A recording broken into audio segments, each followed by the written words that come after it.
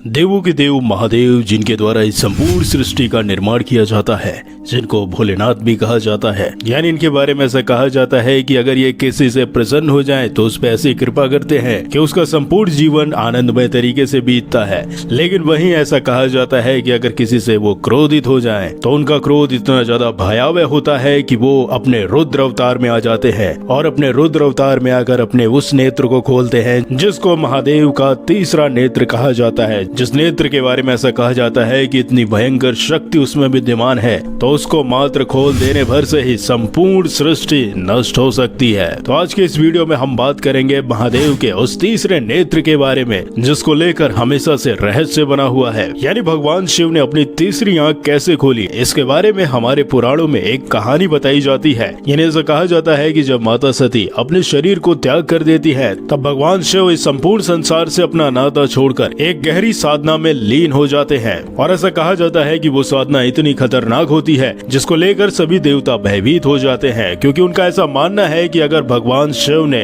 अपनी गहन साधना को नहीं त्यागा तो इस संपूर्ण सृष्टि का जो समय चक्र होता है वो खंडित हो सकता है। इस वजह से उनकी साधना को तोड़ने के लिए कामदेव का चयन किया जाता है, क्योंकि ऐसा कहा जाता है कि कामदेव ही एकमात्र ऐसे देव होते हैं जो भगवान शिव के गहन साधना को तोड़ने में सक्षम हो सकते हैं। क्योंकि कामदेव के बारे में ऐसा कहा जाता है कि वो प्रेम और वासना के देवता है। और अब क्योंकि भगवान शिव समाधि में इतने ज्यादा लीन हो गए थे कि उनके अंदर काम वासना पूर्ण रूप से समाप्त हो गई थी, इस कारण से ही भगवान शिव के अंदर इच्छा की उत्पत्ति कराने के लिए ही ऐसा कहा जाता है कि कामदेव जब उनके पास जाते हैं तो सर्वप्रथम जब वो भगवान शिव को जब गहन साधना में देखते हैं तो वो डर जाते हैं। इसी कारण से ऐसा कहा जाता है कि वो अपने काम बाण का प्रयोग उनके सम्मुख खड़े होके नहीं करते हैं, बल्कि वो एक पेड़ के पीछे छिप जाते हैं और उस पेड़ के पीछे छुपकर वो काम वासना वाला तीर उनके ऊपर छोड़ देते हैं। और जैसे ही ये तीर भगवान शिव के ऊपर लगता है तो ऐसा कहा जाता है कि शिव कुछ विचलित होते हैं और उतने ही ज्यादा क्रोधित हो जाते हैं। और क्रोध में आकर वो अपने तीसरे नेत्र को जैसे ही खोलते हैं तो जो उनका तीसरा नेत्र होता है वो अग्नि से भरपूर होता है और अपने नेत्रों की अग्नि से उनको जलाकर भस्म कर देते हैं। और इसी वासना पर या फिर कहें लालसा पर विजय प्राप्त करना ही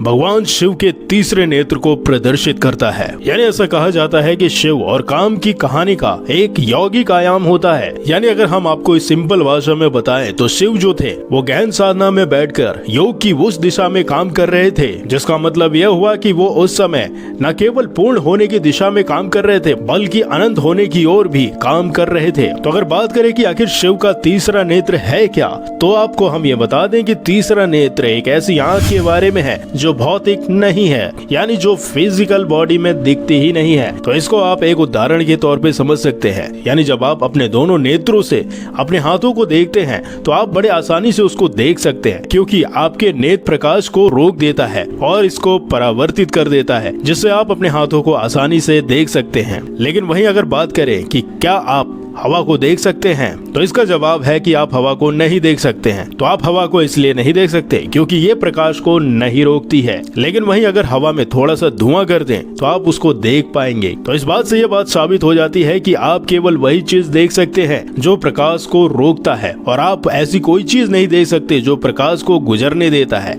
यानी इससे ये बात समझ में आती है कि आप अपनी दोनों आंखों से केवल वही चीज देख सकते हैं जो फिजिकल रूप में मौजूद हो। लेकिन जब आप किसी ऐसी चीज को देखना चाहते हैं जिसकी प्रकृति भौतिकी ना हो, यानी जो फिजिकल फॉर्म में ना हो, जो इनविजिबल हो, तो इसको देखने का एकमात्र मार्ग भीतर की ओर है। और जब हम भीतर की बात करते हैं तो हम तीसरे नेत्र का इसमें उल्लेख करते हैं, जिसका मतलब ये हुआ कि प्रतीकात्मक रूप से कुछ ऐसा देखने की बात कर रहे हैं जिसे दो ये हमारी आंखें नहीं देख सकती हैं। लेकिन वहीं भगवान शिव ने योग के माध्यम से अपने तीनों नेत्रों को जागृत कर रखा है। इसीलिए भगवान शंकर का एक नाम त्रिलोचन भी है और त्रिलोचन का अर्थ भी होता है तीन आंखों वाला, जिसका उल्लेख स्कंद पुराण और शिव पुराण में काफी विस्तार से किया गया है कि भगवान शंकर के माथे पर एक तीसरी आंख स्थापित है और उस आंख से वो सब कुछ देख सकते हैं जो आम आंखों से नहीं देखा जा सकता है। यानी ऐसा कहा जाता है कि जब वो अपने तीसरे नेत्र को खोलते हैं तो उसमें से बहुत ही ज्यादा ऊर्जा निकलती है और ऐसी स्थिति में ऐसा कहा जाता है कि वो कॉस्मिक फ्रीक्वेंसी या फिर कहें ब्रह्मांडीय आवृत्ति से जुड़े होते हैं, क्योंकि तीसरा नेत्र आज्ञा चक्र पर स्थित होता है और आज्ञा चक्र ही विवेक और बुद्धि का स्रोत होता है, जिसका मतलब ये होता है कि तीसरा नेत्र खुल जाने मात्र से जो सामान्य मनुष्य होता है वो विशेष हो जाता है और वो अपने इस तीसरे नेत्र से ब्रह्मांड के अलग अलग आयामों में बड़े आसानी से सफर कर सकता है। तो अगर बात करें वैज्ञानिक रूप से तीसरे नेत्र के बारे में, तो ऐसा कहा जाता है कि मनुष्य के मस्तिष्क के दो भागों के बीच एक पीनियल ग्लैंड होता है, जिसको ही तीसरी आंख या थर्ड आई के रूप में दर्शाया जाता है। और ऐसा कहा जाता है कि इस ग्रंथि से एक हार्मोन रिलीज होता है जिसे मेलाटोनिन हार्मोन्स कहते हैं, जो सोने और जगाने के घटनाक्रम का संचालन करता है। और एक रिसर्च में कुछ जर्मन वैज्ञानिकों का ऐसा मत है कि इसी थर्ड आई या कहे तीसरे नेत्र के द्वारा ही दिशा ज्ञान भी होता है और इसमें पाए जाने वाला हार्मोन्स मेलाटोनिन मनुष्य की मानसिक उदासी से भी संबंध रखता है। अब क्योंकि ये ग्रंथि जो होती है वो काफी ज्यादा सेंसिटिव होती है, इसलिए काफी हद तक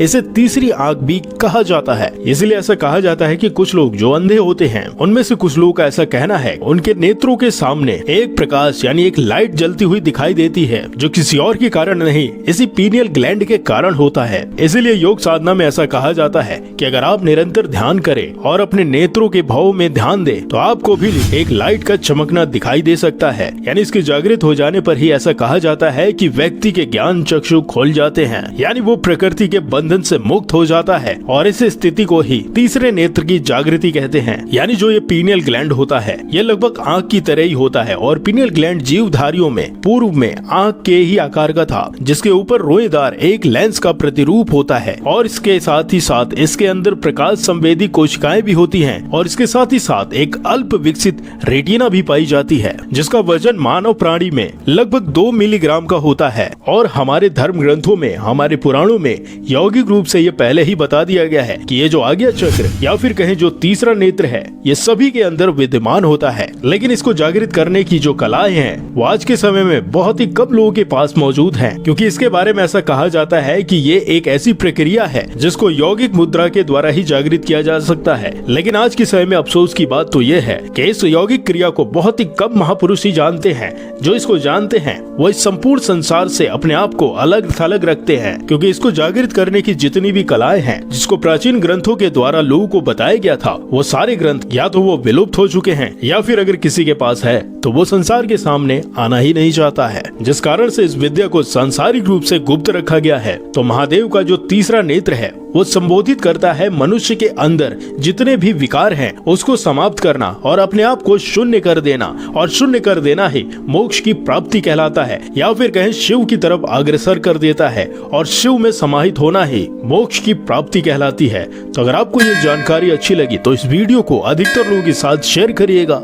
फिर मिलते हैं किसी दूसरे टॉपिक के साथ, तब तक के लिए नमस्कार।